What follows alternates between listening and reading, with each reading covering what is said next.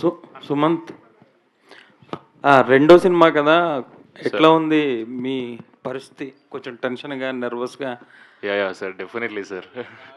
అంటే ఆ, అప్పుడు మేం ఫేమస్ టైంలో వెంటనే సినిమా రిలీజ్ అయిపోయి ఉంటే ఆల్రెడీ కొంచెం అలవాటు ఉంది కదా అన్న జోన్ ఉండే. ఇప్పుడు చాలా 3 సంవత్సరాల తర్వాత కదా సార్, డెఫినెట్లీ ఫస్ట్ సినిమాలో అనే ఫీలింగ్ ఉంది సార్, అదే టెన్షన్ అవుతుంది సార్. మీరు అంటే ఒక 80-90 కథలు విని ఇది ఓకే చేశారని అన్నారు కదా, సార్. కానీ మధ్యలో మీకు ఒక స్టోరీ వచ్చింది, మీరు చేయలేదు, దానికి గద్దర్ ఫిల్మ్ అవార్డు కూడా వచ్చింది. అవును సార్, అట్లా అదే కదా సార్, ఇంకో 2-3 కూడా వచ్చినాయి. అట్లా కదా సార్, అంటే ఎక్కడో అప్పుడున్న అప్పుడున్న పరిస్థితుల ప్రకారం సార్, అంతే. ఇట్లా ఫ్యామిలీ క్యూట్ సినిమా చేయాలని రాసి పెట్టుందేమో సార్, అందుకే రాసి చేసేసి. Okay, all the best Godavari గట్టు పైన టీమ్కి. అండ్ మా సుమంత్ ప్రభాస్ ఫస్ట్ పిక్చర్తోనే మంచి నేమ్ అండ్ రికగ్నిషన్ తెచ్చుకున్నాడు. అండ్ ఈ సినిమాలో కూడా you are looking very bubbly and చాలా ఎనర్జెటిక్గా ఉన్నావు. I love the film should be a very very big hit for 2 reasons. 100 films, short films చేసి చాలా కష్టపడి స్టేజ్కి వచ్చిన Subhash and yourself. And of course veterans వాళ్ళకి పెద్ద ఇట్ డస్ నాట్ ఫరక్ ఏం పడదు, కానీ for all you it matters so much. I wish you all the very very best with this film. Devi Prasad గారిని నేను అడుగుదాం అనుకుంటున్నా. మీరు కొన్ని సినిమాలు డైరెక్ట్ చేశారు, కోడి రామకృష్ణ గారు లాంటి ఒక మహాదర్శకుడి దగ్గర ఎన్నో సినిమాలకి పనిచేశారు. ఇప్పుడు నార్మల్గా ఈ ఈ కైండ్ ఆఫ్ లవ్ స్టోరీస్ దగ్గరకు వచ్చినప్పుడు రిలేటబిలిటీ ఉంటుందండి, లేకపోతే ఇవన్నీ ఉంటాయి అన్నీ చెప్తారు. బట్ ఈ kind of films millions of films వచ్చినాయి ఆల్ లాంగ్వేజెస్లో. అవును, రైట్. రిలేటబిలిటీ అందులో జగపతి బాబు గారి డైలాగ్ ఉంది, ఏది వచ్చే టైం మారింది, తిండి మారింది, ఇంకేదో మారింది అని. How does this film really make a difference అండి ఆడియన్స్లో? కథలు ఎప్పుడూ ఒకేలా ఉంటాయండి. అసలు లవ్ స్టోరీలు సినిమా మొదలైనప్పటి నుంచి ఉంది. అవును. కథ చెప్పే విధానంలోనే ఇంట్రెస్ట్ ఉంటే సినిమా బాగుంటుంది. ఒక స్క్రీన్ ప్లే ఓరియంటెడ్గా కొంత డిఫరెన్స్ ఉండొచ్చు. ఆర్టిస్టులు తర్వాత ఆ కథని చెప్పే విధానం, చెప్పే విధానంలో కథలు కొత్త కథలు అసలు ఎప్పుడు రావండి. కథనంలో కొత్తగా చెప్పడమే వస్తుంది, అంతే కదా. ఇప్పుడు బాబీ అలాంటి సినిమాల కంటే లవ్ స్టోరీస్ ఏముంటాయి మరి? తర్వాత కొన్ని వేల సినిమాలు లవ్ స్టోరీస్ సూపర్ డూపర్ హిట్లు అయినవి ఉన్నాయి. మరో చరిత్ర కంటే లవ్ స్టోరీ ఏముంటుంది? అలాగే కుటుంబ కథా చిత్రాలు తీసుకుంటే ఎన్ని ఉన్నాయి, కానీ తర్వాత వచ్చిన ఎన్ని కుటుంబ కథా చిత్రాలు గొప్పగా సక్సెస్ అయినాయి అంటే ఎవరికి వాళ్ళు కథ చెప్పే విధానం డిఫరెంట్. ఇది కూడా లవ్ స్టోరీయే. ఇది కూడా తండ్రి కూతుర్ల మధ్య ఉన్న ఒక బాండింగు, ఆ తల్లిదండ్రులు, ఫ్రెండ్స్, ఇలాగ ఫ్రెండ్స్ గొడవ చేసిన సినిమాలు ఎన్నో ఉంటాయి కదా. హీరో ఫ్రెండ్స్ అంటేనే కామెడీ చేస్తారు, గొడవ చేస్తారు, కానీ అందులో ఏం డిఫరెంట్గా చెప్పారు అనేదే. అలాగా ఈ సినిమా గోదావరి గట్టుపైన అనే సినిమా ఆ చెప్పే విధానంలో మీకు డిఫరెంట్ అనిపించిందండి? డైరెక్టర్ డీల్ చేసిన విధానమే. నేను సినిమా చూడలేదు, కానీ మేము చేసిన సీన్స్ కానీ ఆయన చెప్పిన విధానం కానీ అందులో అనిపించింది ఏంటంటే ఓకే, అదే ఎమోషన్ మనం చాలాసార్లు చూసిన ఎమోషన్సే, కానీ ఇక్కడ తన పద్ధతిలో తను డీల్ చేశారు. కొత్తగానే అనిపించింది నాకైతే. ఓకే, రాజీవ్ కనకాల్ గారు సార్, మీరు కూడా you are veteran and have done number of films, ఎన్నో చేశారు. ఈ సినిమాకి సంబంధించినంత వరకు ఒక నటుడుగా, ఒక సీనియర్ నటుడుగా ఈ సినిమాకి ప్లస్ పాయింట్స్ ఉన్నాయండి అని చెప్పాలంటే ఏం చెప్తారు సార్?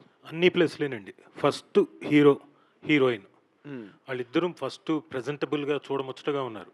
నెక్స్ట్ క్యారెక్టర్స్లోకి వచ్చేసరికి జగపతి బాబు గారు, ఆయన అంటే చాలా స్ట్రాంగ్ ఫుట్టింగ్ తోటి ఒక పక్కన ఆయన ఉన్నాడు, ప్లస్ లైలా గారు ఉన్నారు. సో వాళ్ళు తర్వాత మేమంతా ప్యాడింగ్లో ఉన్నాం. ఇంకా ఫ్రెండ్స్ అందరూ, కసిరెడ్డి గారు, మిగతా ఆర్టిస్టులు అందరూ, కసిరెడ్డి గారు కానివ్వండి, సుదర్శన్ కానివ్వండి, వైవ రాఘవ అండ్ రోహిత్, ఇంకా దేవిశ్రీ ప్రసాద్ గారు, శ్రీవాణి, వీళ్ళందరూ ఉన్నారు. మిగతా ఆర్టిస్ట్ ప్యాడింగ్ కూడా చాలా ఎఫెక్టివ్గా ఉంది. ప్లస్ కథ నేరేట్ చేసిన విధానం, ఇందాక దేవి గారు చెప్పినట్టు పాత కథే అనుకోవచ్చు. ఆ తరం మీరు చూసినప్పుడు ఆ కథ అప్పటికి మీకు కొత్త. ఇప్పుడు చాలామంది యువకులు వచ్చేసారు, ఇప్పుడు ఏజ్ గ్రూప్ వాళ్ళు ఉన్నారు, వాళ్ళు మిస్ అయి ఉండొచ్చు, చూడకపోవచ్చు ఇలాంటిది. ఇప్పుడు నేపథ్యం కూడా ఎప్పుడైతే బ్యాక్ డ్రాప్ కూడా తీసుకున్నారో, బ్యాక్ డ్రాప్ కూడా తీసుకొని ప్రజెంట్ చేస్తున్నారో, మ్యూజిక్ కానివ్వండి, ఫోటోగ్రఫీ కానివ్వండి, అన్నీ కూడా చాలా ప్లెజెంట్గా ఉన్నాయి. అండ్ డెఫినెట్గా జనం అందరికీ ఇరు రాష్ట్రాల వాళ్ళకి తప్పకుండా నచ్చుతుందని గట్టి నమ్మకం నాకు. Very nice. మీ సుమన్ క్యారెక్టర్ కూడా బతికిస్తున్నారు ఈ మధ్య చాలా క్యారెక్టర్లు. మీకు కొత్తగా ఉందా? మాకు కూడా కొత్తగా ఉంది. ఇదే అండి అంటే చాలా సినిమాలు బతికించడమా? ఆ. బతికించడం మీకు కొత్తగా ఉందా సార్? అంటే మేము అనుకుంటాం ముందు రాజీవ్ కనకాల ఈ సినిమాలో చచ్చిపోతాడు. సార్ అది ఏం చేయమంటారు సార్? ఎక్కడో ఒకటో రెండో చోట్ల కరెక్ట్గా అట్లా చచ్చాను, అవేవో హిట్ అయ్యాయి. దాంతో అందరూ కూడా రాజీవ్ గారు చంపేశారు కదా, ఆయన బెటరండి అంటున్నారు. సో అలా జరిగింది. ఇప్పుడు అలా కాకుండా బతికే ఉంటున్నా. కానీ చాలా సినిమాల్లో ఏ సినిమా వెబ్ సిరీస్ చూసినా మీరే ఉంటున్నారు. మధ్యలో చాలా గ్యాప్ వచ్చింది. ఇప్పుడు వరుస సినిమాల్లో ఉంటున్నారు ఏంటండి? అంటే ఏం లేదు సార్, నన్ను నేను రీడిస్కవర్ చేసుకుంటున్నాను. అంటే ఎక్కడో వెనకపడిపోయానేమో అని చిన్న థాట్ వచ్చి, లేదు నేను మళ్ళీ I have to be in the race అని చెప్పేసి వచ్చే ఆపర్చునిటీస్ అలా వచ్చాయి. వచ్చిన దాన్ని సద్వినియోగం చేసుకుంటున్నాను అంతే. రాజీవ్ అది గ్యారంటీగా ఇస్తాను సార్. 3-4 నెలల తర్వాత మాత్రం గ్యారంటీగా పోటీ ఇస్తాను. Very nice, very nice. Sumanth, Sir. చాలా స్క్రిప్ట్లు వదిలేసి మా మూడుకి దాన్ని కనెక్ట్ చేసి వదిలేయడం అన్నదాన్ని ఇప్పుడు ఈ సినిమాని సెలెక్ట్ చేసుకుని ఈ సినిమా చేయడానికి అసలు దానిలో అప్పుడు నీ వదిలేసిన స్క్రిప్ట్లో లేనిదేంటి, దీనిలో ఉన్నదేంటి, నీ కనెక్ట్ అయిందేంటి? అట్లా లేదు సార్. అంటే ఏదైనా డిఫరెంట్గా చేద్దాం, మంచిగా చేద్దాం, అందరితో కూర్చొని చూసే సినిమా, స్వీట్ క్యూట్ ఫిల్మ్ చేద్దామని మాత్రం థాట్ ఉండే సార్. కానీ ఎనర్జీతో చేయాలి, full extrovert character, body open up చేసేయాలి అన్న జోన్లో ఉండే నేను. అట్లా వింటున్నా ఇంకా ఈ వింటున్న ప్రాసెస్లో నాకు ఏమర్థమైంటే సార్, పక్కన ఉన్న వాళ్ళు నా విలువిషెస్ అందరు కూడా మంచి కథ చేయి అంటున్నారు. మంచి కథ ఏది మంచి కథ? ఇప్పుడు ఇది ఏ కథైనా మంచి కథనే కదా, మంచిగా తీస్తానని నా బాధ. నాకేమనిపిస్తుంది అంటే, ఇప్పుడు కథ బాగుంటేనేమో మేకర్ మీద నమ్మకం వస్తుందో లేదో అన్న జోన్ ఉంటుంది. సరే, మేకర్ మీద నమ్మకం వస్తే ఇది అదేదో కన్ఫ్యూజన్లో పడిపోతాం కదా సార్ మనం కొన్ని విన్నాక. ఇంకా నేనేమనుకున్నా అంటే, ఈ మంచి కథలు వినడం ఆపేస్తా సార్.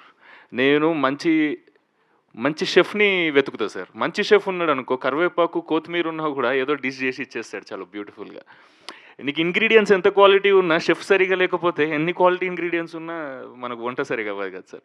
సో ఈ కథ మీద కాన్సన్ట్రేట్ చేస్తే స్ట్రెస్ వచ్చేస్తుంది. నేను మేకర్ మీద ఒక మనిషిని నమ్ముతా. ఒక మంచి ప్రెజెంట్ చేయగలుగుతాడు, ఎమోషన్స్ బాగా చెప్పగలుగుతాడు, దాన్ని క్వాలిటీగా క్యాప్చర్ చేయగలుగుతాడు. ఈ జోన్ మనిషి ఎవరైనా దొరికితే నేను ఆయనతో సినిమా చేద్దామని అనుకున్నా సార్. అట్లా వెతుకుతున్నా సార్ ఈ అన్న తలిగిండు. ఎందుకంటే ఈ అన్న సినిమా షార్ట్ ఫిల్మ్స్ ఏవైతే ఉన్నాయో, వీళ్ళు కాలేజ్లో ఉన్నప్పుడు నేను ప్రెజెంటేషన్ చూసారు, వీళ్ళలా చేయాలని నా ఫ్రెండ్స్ అందరం అనుకునేటోళ్ళం మేము తీసినప్పుడు. ఇప్పుడు అట్లాంటి మనిషే వచ్చి, ఆయన్నే వచ్చి నా సెకండ్ సినిమా ఒక కథ చెప్తున్నట్టు నాకు ఆల్రెడీ పాజిటివ్ వైబ్ వచ్చేసాను సార్. వచ్చి కథ చెప్పినప్పుడు, సరే ఇది అండర్ ప్లే చేసే క్యారెక్టర్ ఇది ఉన్నా కూడా నేను ఫుల్ ఓపెన్ అప్ అయ్యే సినిమా చేద్దాం అనుకున్నా కదా సార్. సరే ఉన్నా కూడా ఒకసారి చూద్దాం ఏం చెప్తాడో అని అనుకున్నా. అన్న చెప్పిండు, చాలా బ్యూటిఫుల్గా ఎమోషన్స్ నరేట్ చేసింది సార్. చాలా పోయిటిక్ అనిపిస్తుంది ఎమోషన్స్. ఇందాక మీరు సార్ని కూడా అడిగారు కదా, ఇందులో కొత్త ఏంది? ఏం లేదు సార్, నేనేం నమ్మినా అంటే సార్, ఏ కథ అయినా మన ఇంట్లో జరిగే కథ, మన ఇంటి పక్కన జరిగే కథ కరెక్ట్గా చెప్పగలిగితే చాలా బాగా సినిమా పోర్ట్రే అయితే అది రిలేటబుల్ కదా సార్. బాగా లేకపోతే రెగ్యులర్ సార్. ఇవి రెండే కదా సార్ ఆడియన్స్ దగ్గర వచ్చేటి. ఏ కథ అయినా అంటే నేను నమ్ముతా సార్ అది. సో ఈ అన్న నాకు అది రిలేటబుల్ కథలాగా తీస్తాడు, రెగ్యులర్ కథలాగా తీయడు. అరే నా ఇంటి పక్కన కిటికీలకి వెళ్ళి పల్లెటూరుని చూసిన ఫీలింగ్ క్రియేట్ చేయగలుగుతాడు అని నాకు మేకింగ్ మీద నమ్మకం ఉంది సార్. ప్రయాణం అని ఒక షార్ట్ ఫిల్మ్ తీసేశారు, 100 షార్ట్ ఫిల్మ్ కదండి, అది చాలా బ్యూటిఫుల్గా చేసినారు సార్. సో ఆ నమ్మకము, ఇంకా మల్టిపుల్ థింగ్స్ కథలో, ఎమోషన్స్ అవన్నీ ఇంకా ఈ సినిమా చేసేయాలరా అని ఫిక్స్ అయిపోయినా sir. Very nice, all the very best. Director, you have one half the battle మంది చెప్పడంలో, and I wish you all the complete success on May 8th to all your team and to the producer. Thank you, sir. Made in film. All the very best. Thank you so much. First of all team అందరికీ trailer అయితే చాలా బాగుంది. యాక్చువల్గా మీరు చెప్తున్నారు ఇందాక నుంచి ఒక గోదావరి బ్రిడ్జ్ లాంటి సినిమా అని చెప్పి, అదే కనిపించింది ట్రైలర్ అంతా కూడా. అయితే రాజీవ్ గారు, ఇప్పుడు మీరు ఇందాక మెన్షన్ చేస్తూ హీరోయిన్ జగపతి బాబు గారు చెప్పారు, బట్ మీరు ప్యాడింగ్లో మిమ్మల్ని కూడా మీరు ప్యాడింగ్ అని చెప్పేసి చెప్పుకున్నారు. ఈ మధ్యన మీరు చేసినవన్నీ కూడా ఏంటంటే ఫుల్ లెంగ్త్ రోల్స్ చేస్తున్నారు. మరి ఈ సినిమా వరకు వచ్చేసరికి ఎందుకు ఒక ప్యాడింగ్ అని చెప్పేసి? అంటే ఇది నేను కమిట్ అయినప్పుడు ఇట్ వాస్ అంతకుముందు వెరీ లాంగ్ బ్యాక్ అది. సో ఆ టైంలో కమిట్ అయిన సినిమా కాబట్టి. బట్ అంటే అలాంటిది నేను కొన్నేళ్ల క్రితం, అంటే కొన్నేళ్ళు అంటే 1.5 year, మన సినిమా అంటే 1 year ఈజీగా పడుతుంది కదా. ఆ టైంలో కమిట్ అయిన టైంలో కూడా క్యారెక్టర్ చాలా ఎఫెక్టివ్గా చెప్పాడు డైరెక్టర్. అంటే నాకున్న 2-3 సీన్స్ అందరికీ బహుశా చాలామంది ఇక్కడ నా ఇంటర్వ్యూలు చూసుంటారు. రాజమౌళి గారు నాకు సై చెప్పినప్పుడు నాకున్నది 2 సీన్లా ఏం చేస్తాను నేను ఒప్పుకోను, స్టూడెంట్ నెంబర్ 1 చేసి 2 సీన్లు ఏంటాను. కానీ ఈ సినిమాలో కూడా ఇంచుమించు అంతే 2-3 సీన్లే. బట్ అతను నరేట్ చేసిన విధానం, అతను ఆ ఇంపార్టెన్స్, ఆ సీన్ల తాలూకు ఇంపార్టెన్స్ నరేట్ చేసిన తర్వాత వదులుకోకూడదు, చెయ్యాలి. మళ్ళీ నాకు ఒక మేత దొరికింది నా పర్ఫార్మెన్స్ చూపించుకోవడం జనానికి అని చెప్పి నేను కమిట్ అయ్యాను. సుమంత్ గారు, అంటే మీరు అన్నారు ఇందాక ఈ స్ట్రెస్ వచ్చేస్తుందని చెప్పి నేను ముందు ఒక మంచి షెఫ్ని తీసుకుందాం అని అన్నారు. బట్ మీ ఫస్ట్ సినిమాకి మీరే మంచి షెఫ్ కదా, ఆల్రెడీ డైరెక్ట్ చేశారు. బట్ సెకండ్ సినిమాకి వచ్చేసరికి వేరే డైరెక్టర్తో డైరెక్ట్ చేయాలి ఎందుకు అనిపించింది? మీరు సెకండ్ సినిమాకి 80 కథలు విన్నప్పుడు అనిపించలేదా మనమే చేస్తే బాగుంటుంది కదా, మనకి ఎలాంటిది కావాలో మనకు తెలుసు కదా అని ఆ థాట్ ఎప్పుడు రాలేదు మీకు? డెఫినెట్లీ అన్న, అది వచ్చింది. నా కథ నేను రాసినా కూడా ఇంకా వింటున్నా ఏది ఎక్కట్లేదు, ఏది కాన్ఫిడెన్స్ రావట్లేదు అన్న టైంలో నేను ఈ సినిమా రాసిన, అది ఎక్కిద్దాం అనుకున్న టైంలో ఇవన్నీ వచ్చింది అన్న.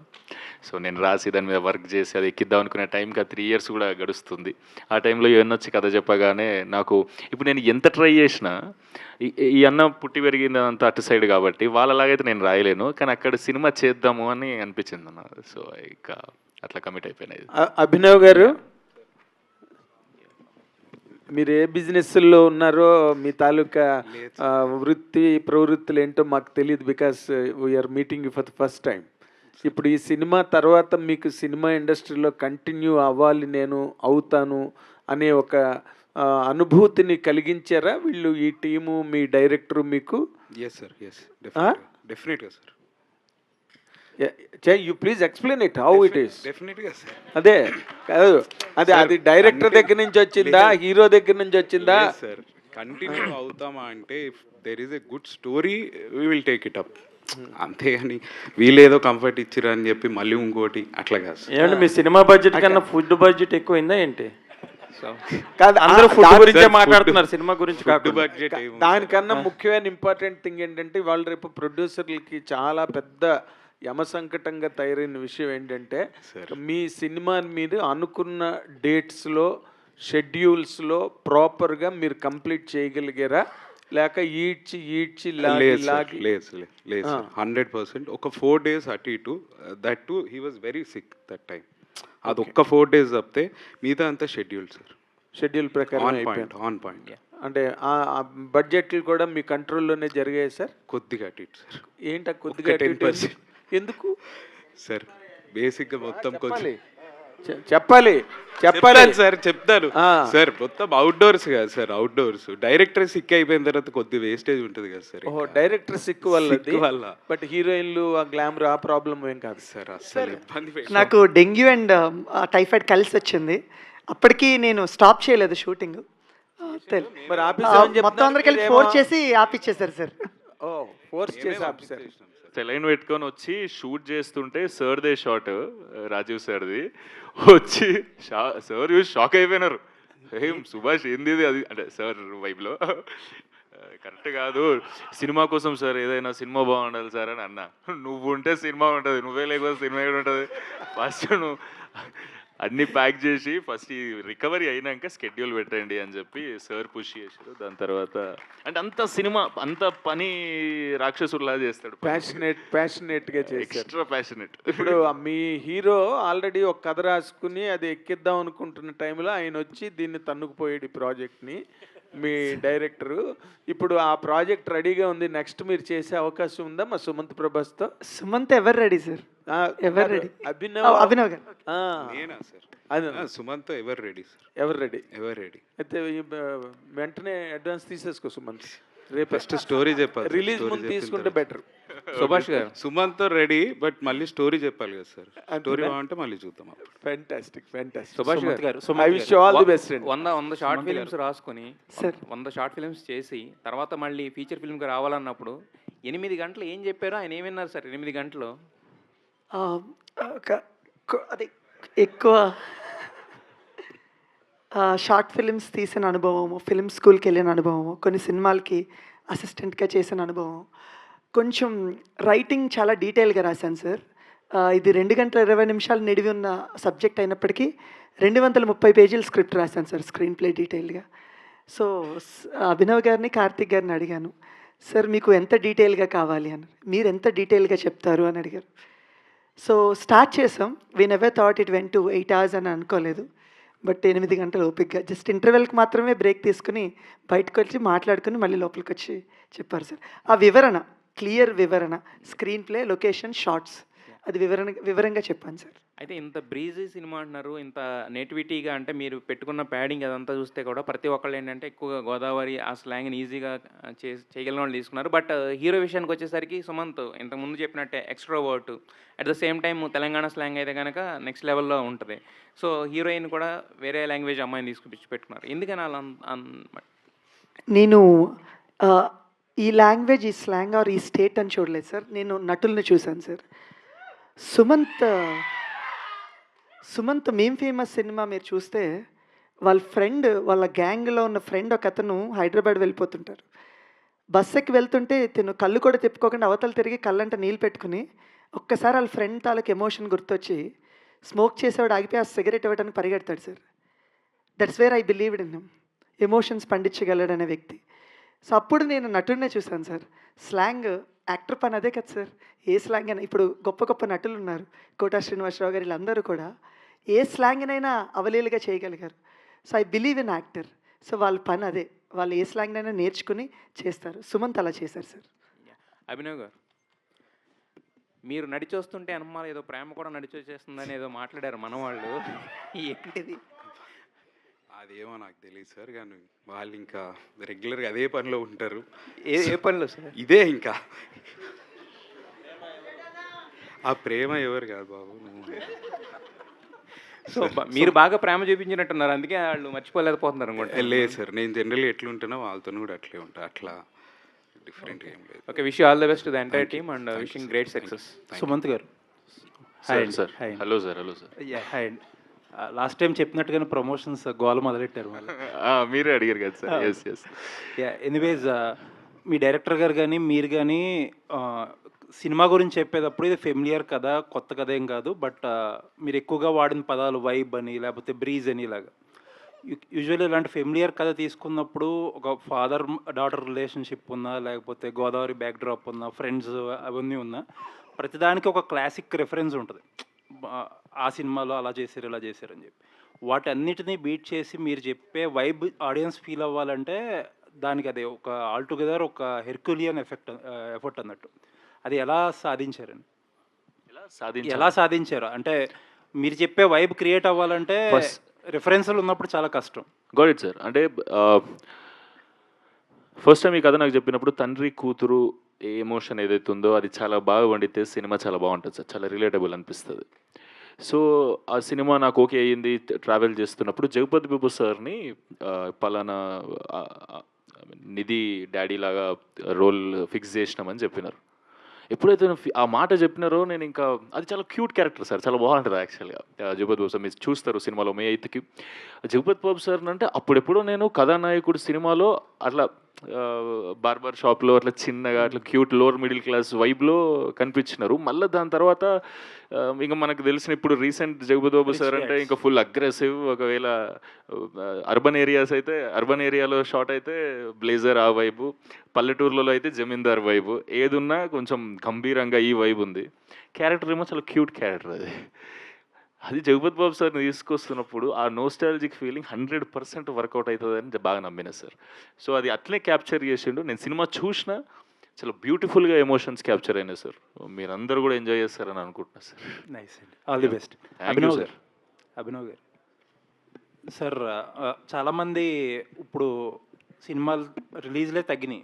Usually this is not the best time to venture into film industry అని చాలామంది మాట్లాడతారు. This year maybe last year and last year కొంచెం ఇట్ వాస్ స్లో. అవును. సో ఈ టైంలో you are a successful businessman. ఇక్కడ enter అవడానికి reason ఏంటి? అండ్ ప్రొడ్యూసర్స్ ఇప్పుడు 2 types ఆఫ్ ఫేజెస్లో ఉంటారు. సినిమా చేయడం అంతా ఒక ఎత్తు అయితే, తర్వాత దాన్ని మార్కెట్ చేసి రిలీజ్ చేసి బిజినెస్ చేసుకునేదంతా 2 డిఫరెంట్ ఫేజ్లు. సో ఈ సెకండ్ ఫేజ్లో ఎలా ఉంది మీకు? సార్ ఫస్ట్ నేను స్టార్ట్ చేసినప్పుడు అయితే ఇట్ వాజ్ బ్రిలియంట్. 1.5 కొద్దిగా దానికన్నా ముందు, లాస్ట్ ఇయర్ కొద్దిగా తగ్గింది. But if you see content మళ్ళీ matter sir. Content is good, film వెళ్తుంది. కంటెంట్ బాగాలేకపోతే ఏం చేయలేకపోతారు ఈవెన్ నౌ. అండ్ ఈ ఇయర్ కూడా కొన్ని బాగున్నాయి, చాలా బాగా వెళ్ళిర్రు, థియేటర్స్కి వచ్చిర్రు, చూసిర్రు, అట్లేం లేదు. అండ్ లాస్ట్ ఇయర్ కూడా ఇఫ్ యూ సీ ఫిలిం బట్టే ఉంది సార్ నాకైతే. ఇప్పుడు మళ్ళీ నెక్స్ట్ ఇంకేదైనా బెటర్ వస్తే నడవచ్చు.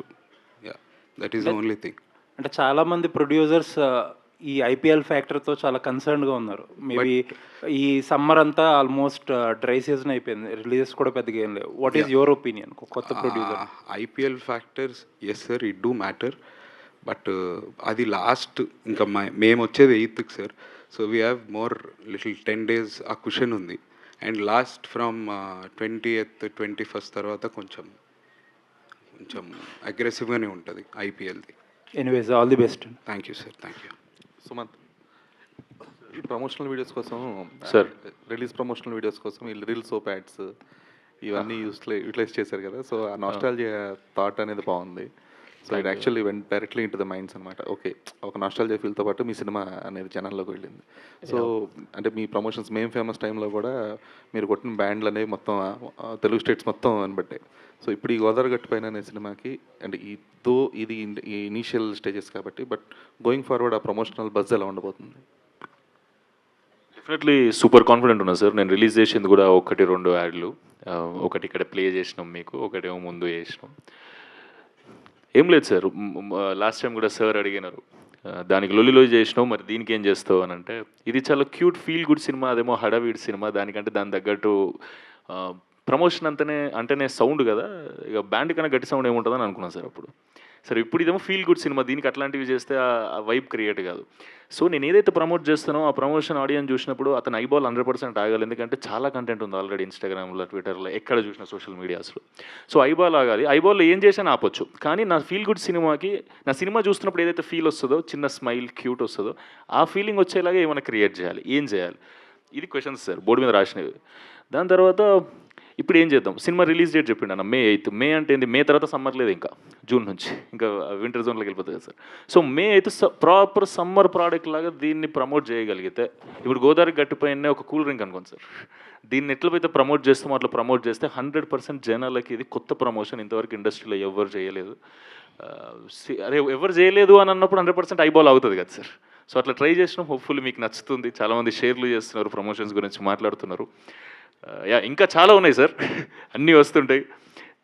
అన్నట్టు సుదర్శన్ అన్నట్టు వారం సినిమా ముందు, వారం సినిమా తర్వాత నేను సినిమా కనిపించేలాగా చేయకపోతే నా వర్క్ నేను 100% చేసినట్టు అవ్వదేమో అని అనిపిస్తుంది సార్. అంతే. అయితే మెయిన్ ఫేమస్ ప్రమోషన్స్కి చాయ్ బిస్కెట్ బ్యాక్ అండ్ ఉండడం వల్ల you are able to get lots of stars involved.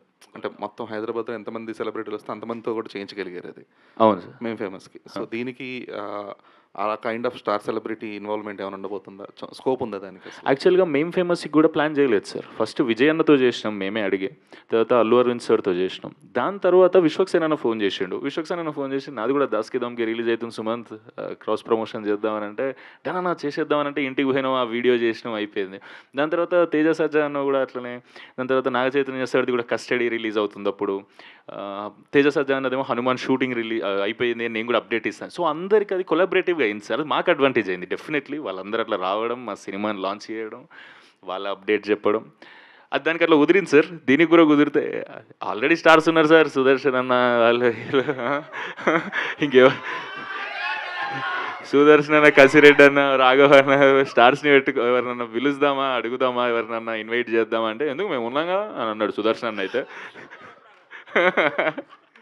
లేదు, అంటే దీన్ని మేము చేద్దాము, ఇది మన గ్యాంగ్ కదా, మన గ్యాంగ్ ఇట్లా ప్రమోట్ చేద్దాం, క్యూట్ వేలే చేద్దామని అనుకున్నాం సార్. కానీ 100% సినిమా రిలీజ్ అయినాక అవ్వకముందు 14 రోజులు అనుకోండి సార్, 2 weeks కదా, 2 weeks గోదావరి గట్టిపోయినా చాలా గట్టిగా వినిపిస్తుంది సార్, చాలా కూల్ బ్రీజ్ ఇస్తుంది. All the best. రాజు గారు, ఇప్పుడే చిన్న లీక్ ఇచ్చినట్టున్నారు, డ్రాగన్లో యాక్ట్ చేస్తున్నా అని చెప్పి. ఇది చిన్న లీక్ ఏదో ఇచ్చినట్టున్నారు, ఎన్టీఆర్ డ్రాగన్లో యాక్ట్ చేస్తున్నా అని చెప్పి.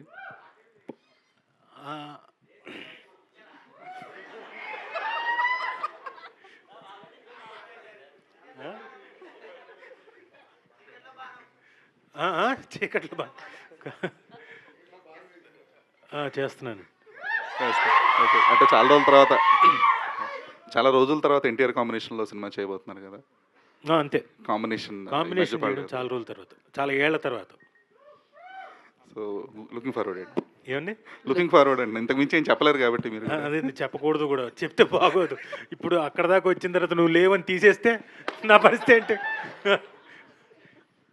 దేవిప్రసాద్ గారు సార్, ఇక్కడ సార్ మీరు ఫాదర్ క్యారెక్టర్స్ అంటే మోస్ట్లీ ఫాదర్ సన్ బాండింగ్లో ఎమోషన్స్ చాలా హెవీ ఉంటాయి నార్మల్గా. దేవిప్రసాద్ గారు అంటే మేము అది ఎక్స్పెక్ట్ చేస్తాం. బట్ ఈ సినిమాలో యూఆర్ లుకింగ్ లైక్, అంటే ట్రైలర్ చూసినందుకు there is something cool. So మీ నుంచి ఎలాంటి ఎమోషన్ ఫాదర్ సన్ బాండింగ్లో ఎలా ఉండబోతుంది? బాగుంటుందండి. మంచి అంటే కొడుకు నిజాయితీ ఎంత ఉంది, కొడుకు ఎంత మంచివాడు అనేది ఖచ్చితంగా తెలిసిన ఫాదర్ అండి. అంటే ఏదో సపోర్ట్ చేయాలి, కొడుకుని సపోర్ట్ చేయాలి అనేది కాదు, తన కొడుకు గురించి తనకు పూర్తిగా తెలుసు అని చెప్పి ఖచ్చితంగా చెప్పే ఒక క్యారెక్టర్. ఎవరు ఎన్ని అనుకున్నా, ఎన్ని అపార్థాలు వచ్చినా, ఎలా వచ్చినా కూడా అంత స్ట్రాంగ్గా ఉండే క్యారెక్టర్ అండి. ఫ్యామిలీ బాండింగ్ అంతా అలా ఉంటుంది. చాలా బాగా డిజైన్ చేశారండి చక్కగా. అందులో ఏంటంటే చాలా మంచి తండ్రి క్యారెక్టర్, మంచివాడి క్యారెక్టర్ బేసిక్గానే ఆ క్యారెక్టరు. అలాగా తండ్రి తన కొడుకు కానీ కూతురు కానీ వాళ్ళంత మంచి వాళ్ళు మంచిగా పెరిగారని వాళ్ళ పెంపకం మీద అంత ఒక స్ట్రాంగ్ ఫీలింగ్ ఉన్న తండ్రి. Super sir.